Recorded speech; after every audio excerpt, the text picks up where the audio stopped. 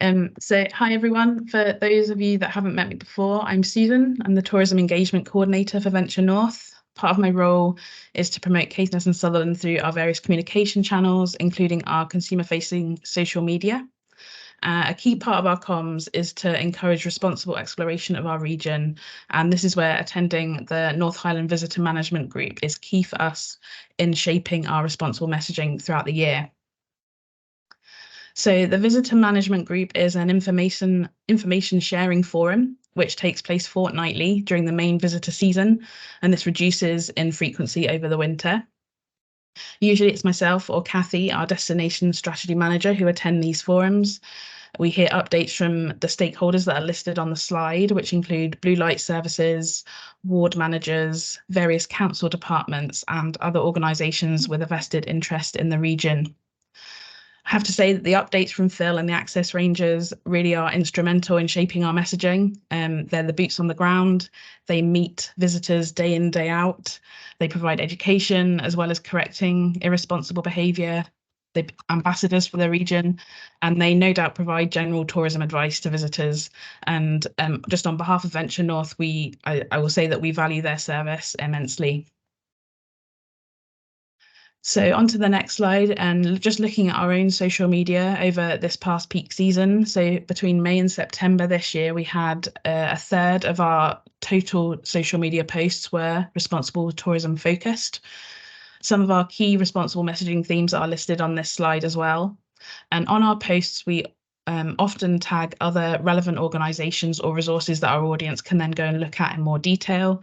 For example, Nature Scot, Keep Scotland Beautiful for the Highland Cup movement, Camper for motorhome and camping visitors, Visit Scotland, Highland Council, and others as well. And I thought I'd just highlight as well with the issue of wildlife watching, we do actively promote local tour companies who adhere to the wildlife watching regulations and good practice so that visitors can enjoy their experience, but at the same time minimising their impact on our local wildlife and their habitats. And there's obviously an obvious benefit to the regional visitor economy from that as well. So moving away from social media, we have a growing collection of other resources. Our infrastructure map is distributed around the region, as well as to other hubs in Inverness and Ullapool. We've had feedback that this has been really popular this year, and on a couple of occasions, I've seen some of the visitor Facebook groups screen grabs of it being shared from visitors to other visitors, which is nice to see. We've got our regular industry updates, including a section for resources pertinent to responsible and sustainable tourism. And these are free for anyone to receive, and you're welcome to sign up for those, and the link will be shared to that. New for this year are our sustainability and climate action resources. These encourage actions to lessen both visitor and business impact. We've got a responsible visitor guide, a business tips poster, and a report detailing Venture North's activities in promoting responsible and sustainable tourism. And again, the link to that page will be shared with you as well. So I'm just going to conclude there, but my last thing for now just is to say, please engage with us. Do share our responsible messaging posts throughout the year. Keep in touch with us. Share any good news stories or efforts in your local area to encourage responsible visitor behaviour. That's it for me now. I'm happy to take questions at the end in the Q&A session, but I'll just hand over to Phil just now.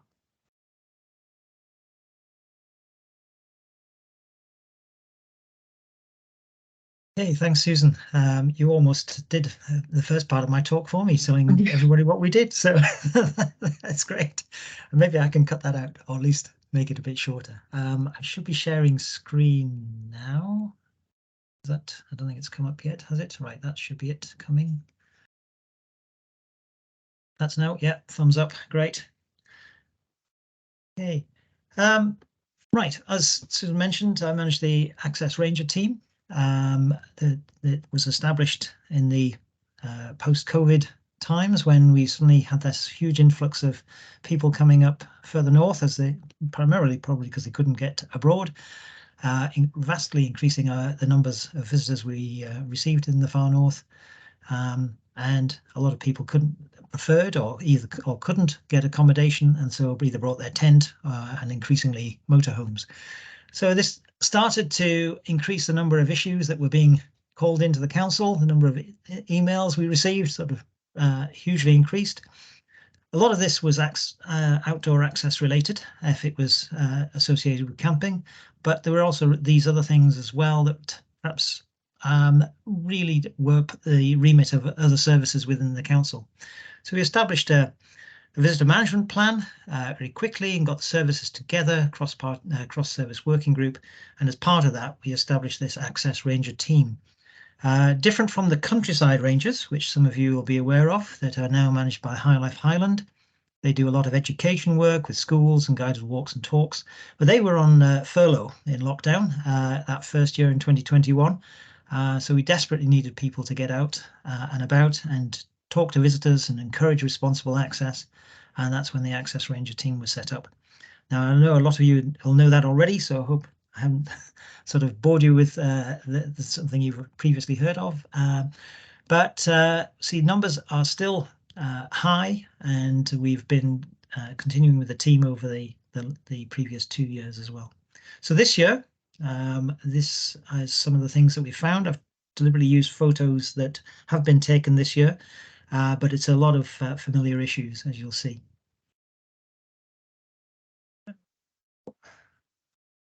Nope, I'm not able to.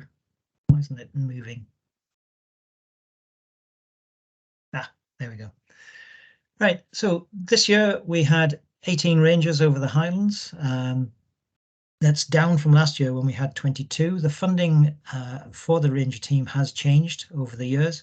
The first 2 years, the council was able to put a substantial amount of money into this visitor management plan through its resources. So yeah, through the earmark balances, the resources it had, but that couldn't continue this year. But money from the Scottish Government has continued, although again, unfortunately reduced. So last year, whilst we had 22 in the team covering the whole of Highlands, this year is down to 18, still being able to do quite a considerable amount, as you'll see. And as you are probably aware, the team travel around in little white vans, clearly signed with the council and the National Ranger logo. So they're trying to get that national recognition that people will be aware of wherever they come from in Scotland, but hopefully they may be familiar with it if they're coming from England or overseas as well. So the role the Rangers play, I mean, the key thing, the primary thing is to promote and encourage responsible access. That was the main issue that we were set up to deal with. But that is to engage with visitors and the communities that are out there. So you'll be aware that sometimes people try to resolve some issues themselves. Sometimes that works well, sometimes it doesn't, but we can work with communities to try to find suitable solutions where possible to some of these issues. So each ranger patrols an assigned area on a regular basis on a Friday, Saturday and Sunday usually, although that we do adapt that occasionally where it is known to be busy on a midweek day. And then there's 2 other days in the week where they will do other duties like liaison with communities and landowners and other organisations and trying to find solutions to some of the issues that come up. Also, any sort of immediate tidying up or maintenance works that's required through the season as well. And then, as I say, these 2 days they'll be doing that, and also sometimes we are able to keep a small number skeleton crew on through the winter period where they'll do more maintenance and of sites and core paths. So that was the team this year. You see the 18 around the whole of the Highlands, split into those areas.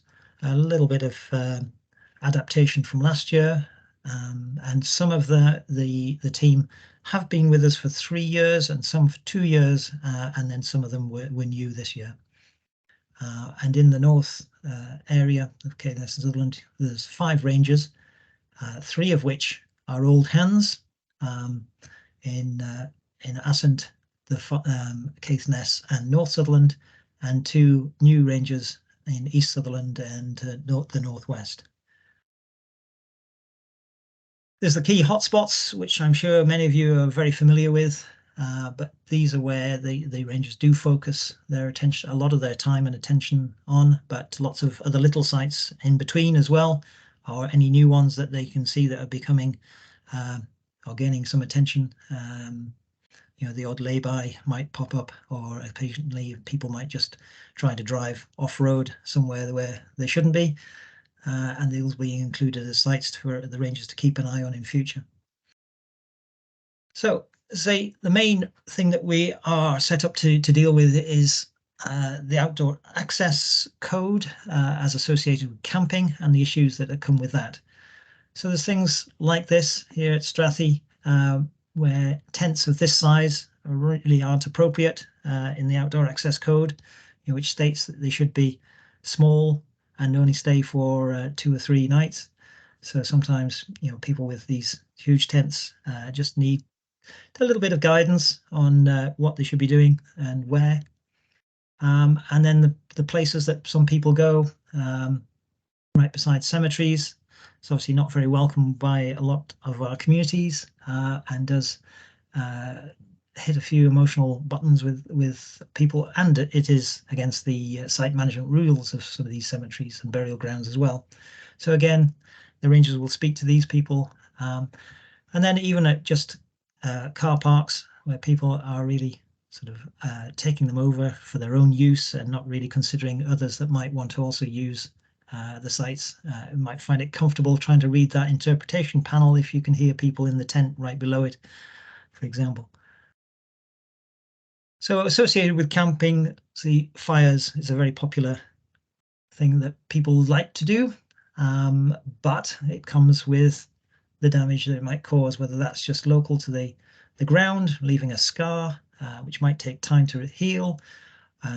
If that was driftwood, maybe not so bad, but sometimes wood gets taken from various sources, or even felled from trees that are, or shrubs that are close by, causing other damage there, or by the roadside, which may cause alarm to other road users. And then just leaving sort of scars that other people may use or even make worse, or even leaving litter in these, which for some reason people think tin cans are going to burn in their fire. I've no idea why. But what the rangers do will clear these to stop the encouragement of these developing further, and try to repair some of the damage that's done, either by returfing some of these sites so that their vegetation will grow back quicker, or covering them with seaweed or sand if it's on a coastal location like this. And you'll see this one at the bottom there, that's got a bit of seaweed and starting to revegetate already. So it encourages it, and also reduces that ugly scar so that it stays at a nice place for people to visit. As many of you will be aware, fires were particularly concerned this year with a couple of big wildfires further south. So this was something just put together for a presentation we did on for a council working group that's been established to look at wildfires and what the council can do. You can see that this year we did have an emphasis on fire awareness to visitors, and the number of fire marks that the rangers came across was very similar to last year on the bottom graph. It's a little bit higher than last year, but not by a huge amount. And there are certain areas where it is a particularly more prevalent and perhaps a greater risk than the far north. Looking at Loch Arbour and Loch Ness seem to get the highest numbers. But this year we really did sort of, with the dry weather, particularly in May and June, encourage people to put their fires out. The rangers are also equipped with buckets and a sprayer, and will help people put them out, or when we come across fires that are left unattended, which is unfortunately more common than we would like. And you'll see that was particularly the case in Loch Arbour, but that's the Arasaig, Beaches, Morar area, and Glencoe and Glenetiv, which are particularly high camping numbers in those areas.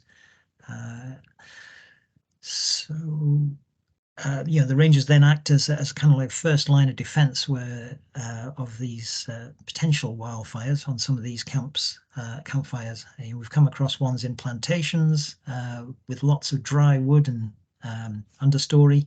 The risk was really high in those locations, and there was some where the Rangers really got there in the nick of time. I'm thinking of a gorse fire that occurred at Dawes Beach on Loch Ness, and the Ranger, with the help of some other people on the beach, were able to use the buckets to put that one out. The other thing that's coming with camping is sometimes the stuff that people leave behind. Now, abandoned campsites, perhaps with more cheap equipment that's available in some stores, people just leave what they've brought behind because they can't be bothered to take it home. So every year we come across these abandoned tents and other things, other camping equipment that people leave behind. And because I don't want to talk about it too much, but you'll all be aware the other things that people leave behind if you're staying overnight, that I think there's the toilet waste there, and that may actually be motorhome waste, where people have emptied a canister. So these are the sorts of things that we're also dealing with.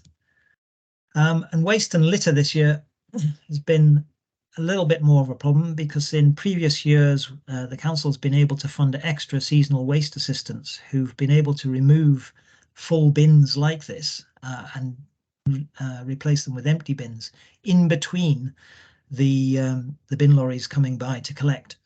This year, unfortunately, that wasn't able to happen, and so many more bins became overflowing like this. And when the Ranger came across them, they would take away the stuff that's lying around and top the bin, but it's still full, but at least they're taking away the litter that would get spread about otherwise.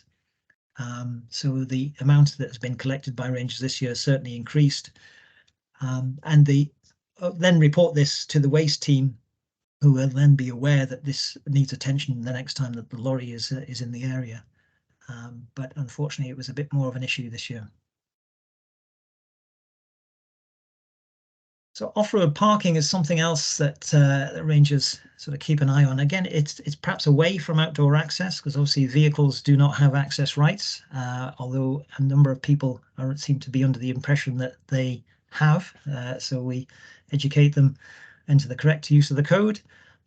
So this van sort of driven off into the dunes, I think at Strathy, and there's particularly a rise over the last couple of years of these four-wheel drives with roof tents, who again believe that they have access rights because they've got a tent, ignoring the fact that they are actually in a vehicle and don't have access rights.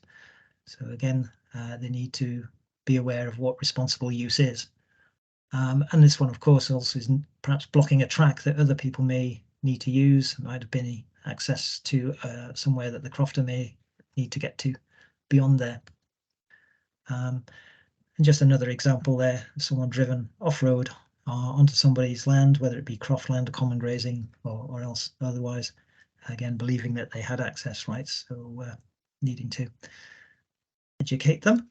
And the other main reason we encourage these drivers to stay on road rather than off road is this kind of damage that's occurring in more and more places as more and more vehicles want to go to these idyllic sites around our area.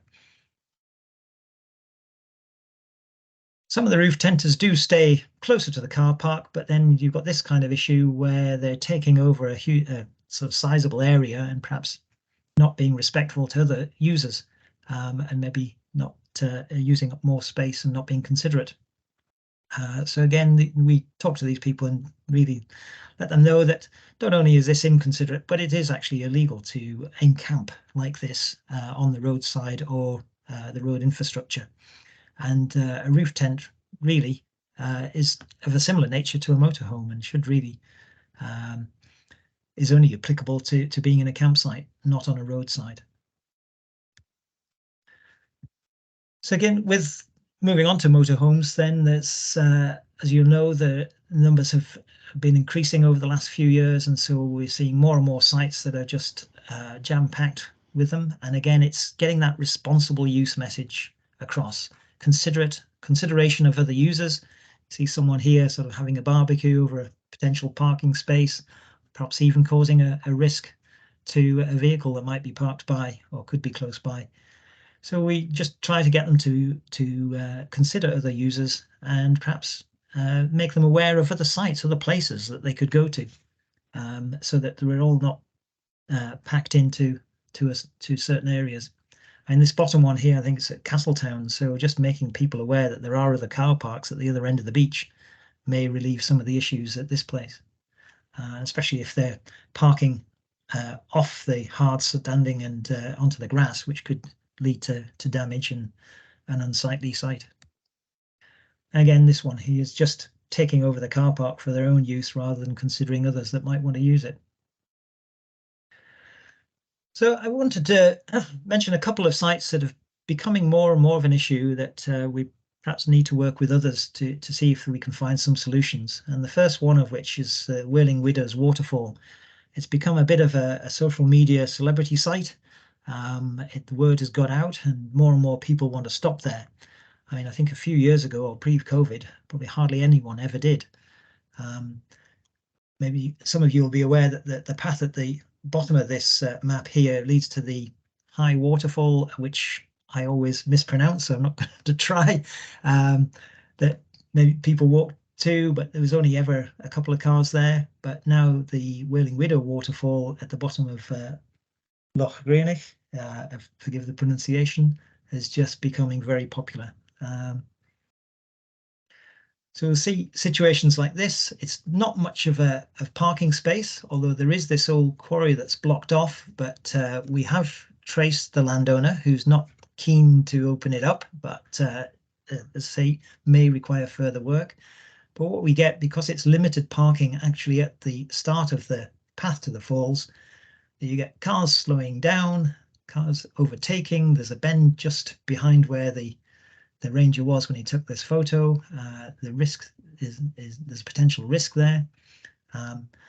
And as that parking area is getting extended, then the verges are getting more and more churned up.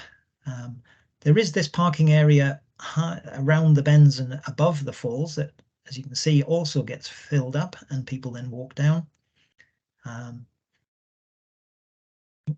Right, wrong button.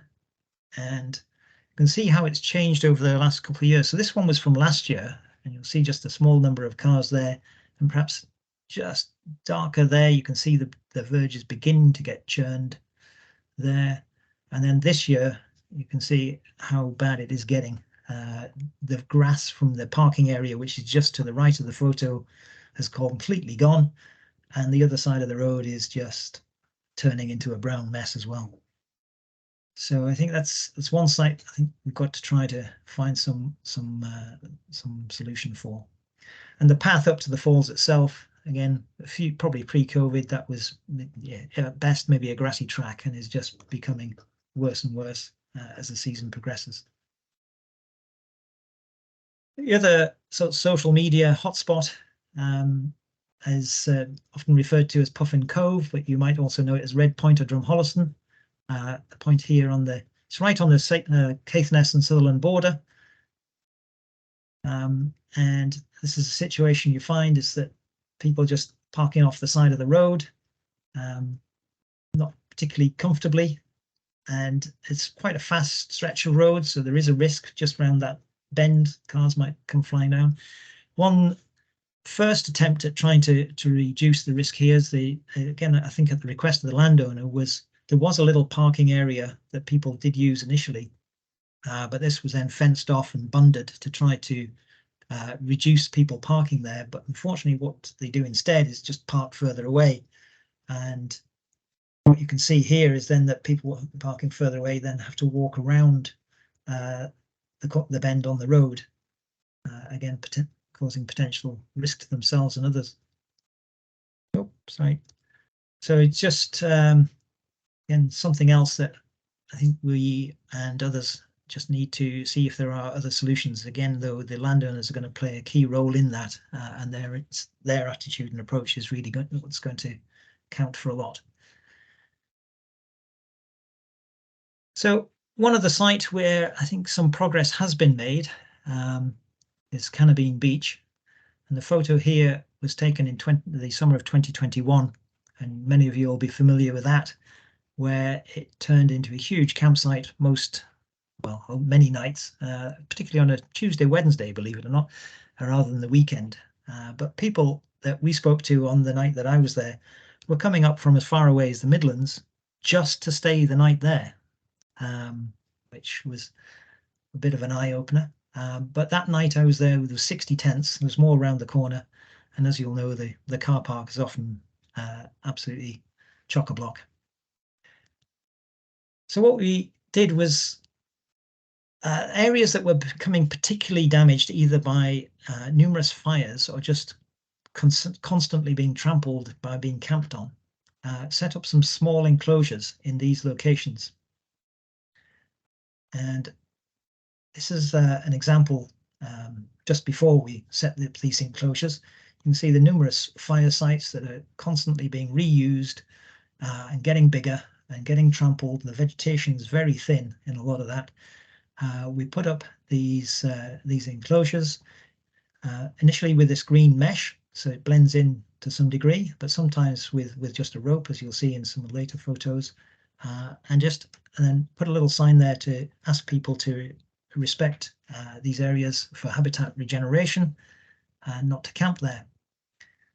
And you'll see this one is so that was the first one was the first year, and this year. You'll see those fire sites are now beginning to vegetate back over. The fence is looking a little bit worse for wear, but we can certainly replace that. But the ground itself is certainly recovering. You'll see it's not very clear on this photo, but the little specks are actually wildflowers which are coming back. That first year I went there, you could barely see any wildflowers. They were always being trampled. But here the flowers are coming back. And looking in the other direction, you'll see that the vegetation is starting to grow back there. The signs you can see clearly there, please keep out habitat restoration in progress. And there's a little quote of a section of the Outdoor Access Code which explains why we're able to do that. And then just a few weeks ago, when that green fence came down, we replace it with a rope. And you'll see that's completely vegetated over, and people have, on the whole, respected those. The rangers not found anyone actually camping within those areas, and so the vegetation's recovered quite well. And then probably take those away so that it gets a chance to either be grazed. Well, obviously that can be grazed as sheep can get under there now and get back to its more usual state. We think, well, this is so just as those enclosures went in and the signs from the first year, you'll see that the path was getting very eroded and a bit of a braided, ugly scar that was going down the beach. And it's when we first put the signs in there. This sign explains more clearly what we're trying to do in restoring these sites, and also our ability to do so under the access code, and also asking people not to light fires. This year we improve that firstly by improving the path as well, using a local contractor so that it removes the braiding and the potential for that area to get further eroded. The steps, which you can't see clearly on the photo unfortunately, but they were improved stone steps with a handrail, so it really channels people onto one line rather than trampling over a wider area, and also improve the signage a wee bit to ask people not to camp, particularly in the areas that are enclosed, no fires, and also leaving the habitat restoration sign. And we found this year the numbers of people camping at Canabine have drastically reduced. So maybe it's the combination of the signage, the look of the site being cared for, has perhaps made people respect that more and then reduce the damage that's been caused. So moving on to other things that the rangers have done on sites, as I say, they're access rangers, so we put them to work on other access issues. And these are really small jobs that sometimes we find it's difficult to get contractors to do. They'd rather have longer jobs, more better paid jobs, rather than little things like this, just fixing a step on a wooden bridge, or putting in a little bit of tar so that the drop lever of the gate can fix into the ground at Dunnet Head, or even just putting in a step and resurfacing what would be in a muddy puddle at this kissing gate. So these little jobs the rangers can do quite happily. and without us having to find a contractor who might not be able to do it for weeks or months. And these are, well, two of them there. The two on the right are your Caithness and Sutherland Rangers. This is where they replaced a fence along the core path at Newpster, and the chap on the left is the ranger down in the Black Isle, who's a farmer who was very skilled at fencing, and he came up and trained the other two on how to do it. So again, a bit of cross-fertilization of the skills within the team.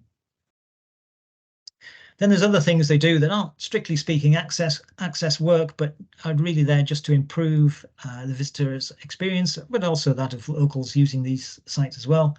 So things like painting over graffiti at Moyne House. That was the least obscene graffiti that was there. There was some pretty nasty stuff on the walls that he's painting over. Perhaps just clearing out little offlets off the road where it flooded. Derek in Caithness, the ranger there, is often pulling things out the river or other fly-tipped things. And also occasionally, this is the approach road into Allago. There's a lot of potholes appearing in the road, and then in speaking to the roads manager, they agreed to sort of give him some coal tar, and he'll fix sort of little potholes like that, just to make things a little easier for those that live there as well as people visiting. So we get on to the actual data and what the Rangers have recorded over the course of the season. So they have a form like this on their phone, which just, there's a lot of tick boxes, but also they can put in information and then the numbers they count in each area. So they didn't just tap this into their phone. The first year we did this, it was all on paper and it was very unwieldy. So fortunately we moved into the 21st century and used a Microsoft form. Over the course of the last 3 years, we've changed some of the categories that we've recorded. And the first year we did record, sorry, second year we recorded the cyclists, but perhaps found that not so many people were really needing that sort of information. They weren't obviously creating many issues as such. But what we have replaced that with is the number of roof tents, because the numbers as from last year and this year have certainly grown, and they do cause some issues. Also, Nature Scott have started to record some of this information nationally, and they've taken on board what we were already collecting and have asked others to do so. But they did make one or two changes to that information, and that's most particularly in the engagement with people, and where previously we just recorded how many people the Rangers spoke to. They wanted that to be broken down into positive and negative engagements. So we've got that for this year, and also the number of times that the reports were made to emergency services. So there's some new information on this year's recording. And also there's some caveats with that data that some of you probably have thought of, that they're only out recording this information 3 days a week. So that's 4 days where it's not being recorded, which has advantages and disadvantages. We do have consistency, at least around the whole of Highland, being done at the same time, and that weekends may get slightly higher figures due to locals or day trippers, weekenders. But conversely, of course, if people are staying for the week, Saturday is often a changeover day, and so they wouldn't be counted. So we're hopefully, with those things in mind, it balances out somewhat. And there is the possibility of some double counting if people that we've recorded, particularly in a car or motorhome, have moved between areas over the course of a weekend. But other things, of course, that won't be so much of an issue, where they're talking about the number of perhaps litter or dogs or toilet waste that have been observed, and tents are perhaps a little less mobile than the vehicles as well. There also is the difference in the numbers of rangers, but actually that's information from another area. But this year there was one less ranger than last year in the far north. We had one ranger particularly specifically covering the Durness beaches last year, and so numbers are going to be higher for that area last year than they would be this year, with greater coverage. So Looking at Sutherland first, and I'll come to Caithness in a little while. What I want to draw your attention to is the yellow highlighted figures, because these are the ones which are higher. Where if we were comparing last year to this year, sorry, this is 21 to 22 first, and you'll see that in the first year after lockdown, the numbers of tents and fires were certainly higher, but then come into 2022, and that's when motorhomes certainly start to rise considerably. I mean, it's already high at 7,500, but increases to over 9,000 sorry, that's parked cars, but motorhomes sees a similar rise, as do many of the issues that might bring. And say we had one more Ranger in 2022, so the number of people seen and spoken to was able to increase due to that extra staffing mostly, but also with more people being around. But more interestingly, if we compare last year at the bottom to this year, and again the yellow highlights denote the higher figure, and you'll see that this year, with one less Ranger and also one starting a bit later and not doing any counts in April, there are still higher figures in a lot of categories this year. The number of camper vans is down if it includes the warden data of that's the Durness area, but if we took that figure out, so it's more representative on an equal footing, it's actually the number of motorhomes is higher this year by about 2,000. But the number of tents is still decreasing, whether that's with the warden data at Durness or not. So the number of tents is down, but number of motorhomes is up. And to make it more consistent, I've done the average per patrol. As you can see, the numbers of patrol differ in each year, and that pattern is also repeated in that the motorhomes seen per patrol is increased this year, but the number of tents is down per patrol. However, that doesn't mean the issues go away. They're still there. As you can see, still more yellow across that line.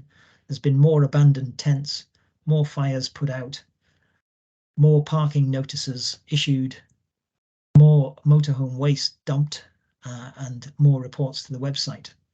That's the Highland Council website, usually on waste bins overflowing or other defects that need to be reported.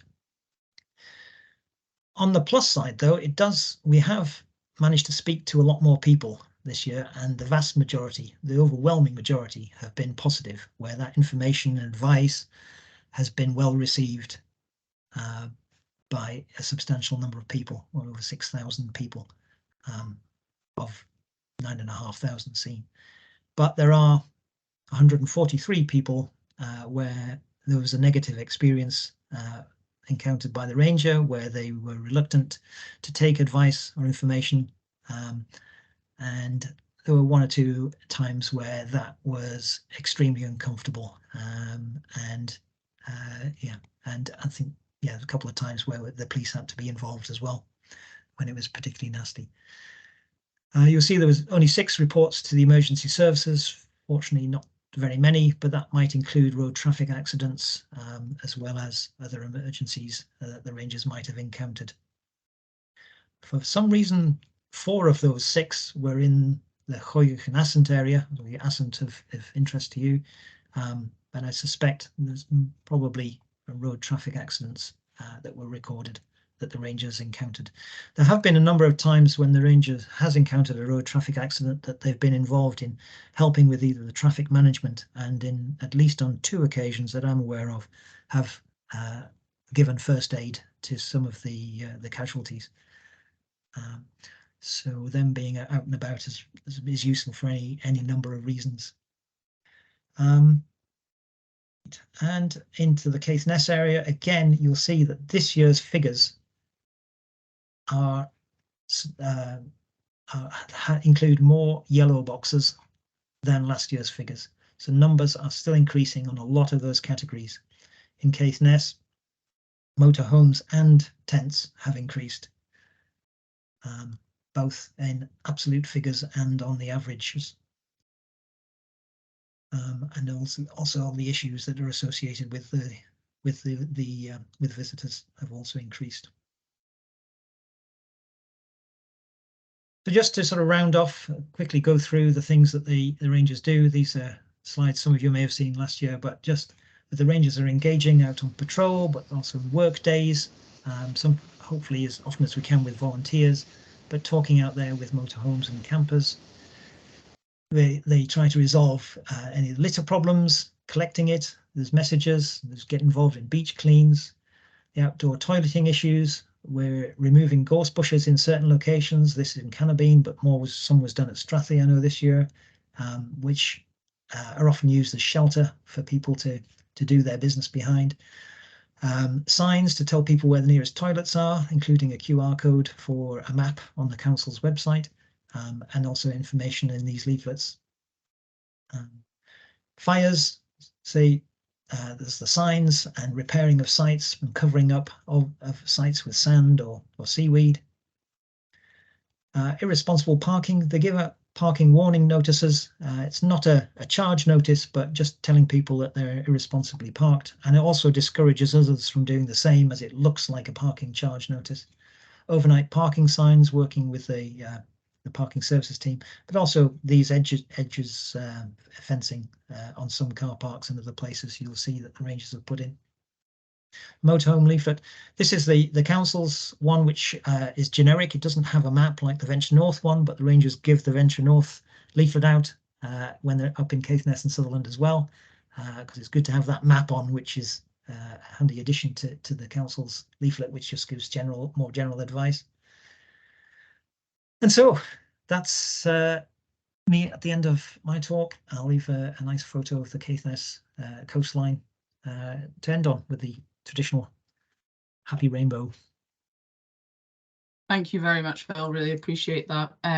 You can see the amount of incredible work that the Access Rangers do, and the data. Obviously, it's incredibly important to capture that, to see the differences, and it's quite insightful, because I myself for the team don't actually go along to the visitor management meetings, so it's really good to hear the presentation.